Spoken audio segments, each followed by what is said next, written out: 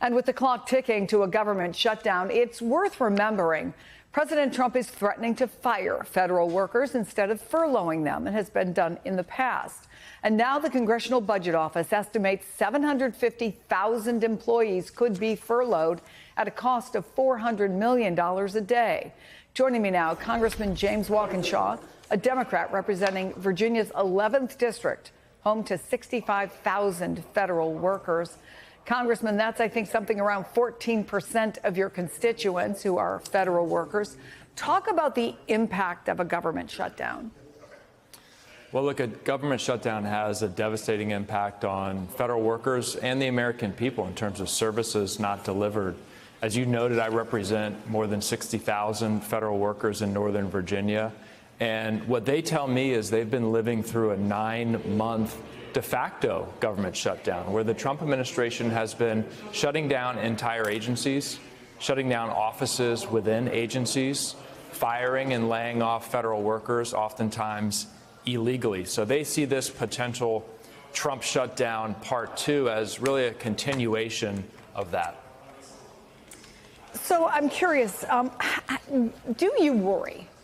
Does it make the 5-alarm fire of firings and health care cuts that you and other Democrats have been warning about even worse by letting a shutdown happen? I don't think it does. I think the Trump administration will continue to fire federal workers if the government is open or if the government is shut. It's worth noting that legally, it's actually harder for them to conduct widespread layoffs, the kind that they've threatened during a shutdown, than it is when the government is open. But I think they're going to continue those efforts with or without a government shutdown. I want to prevent a government shutdown because it's bad for my constituents and bad for the American people. We need to cancel the health care cuts and open the government. That's why I wish Republicans were here with me in the Capitol right now to negotiate a bipartisan agreement to do that. I spoke with one of your Republican colleagues, Dusty Johnson, earlier, and he's pointed the finger directly at the Democrats. He said, look, negotiations took place already in a bipartisan way. Let me play for you exactly what he said. Appropriations bills passed out of the Senate Appropriations Committee on a bipartisan basis. And we know that we also had a House stopgap that passed out just last week on a bipartisan basis. Appropriators, Democrats or Republicans alike, have been working together to get to yes.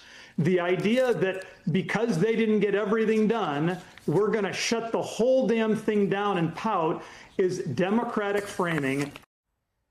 Is this Democratic framing? I find those comments very strange. Not one appropriations bill has been signed into law by the President of the United States. That's why we're facing a shutdown. The continuing resolution that passed here in the House with almost all Republican support, I think only one Democrat voted for it, hasn't been able to pass in the Senate and will likely fail again in the Senate. And congressional Republicans like Mr. Johnson aren't here doing their job. They're not here negotiating. They're home, they're on vacation, they're on the golf course. I don't know where they are.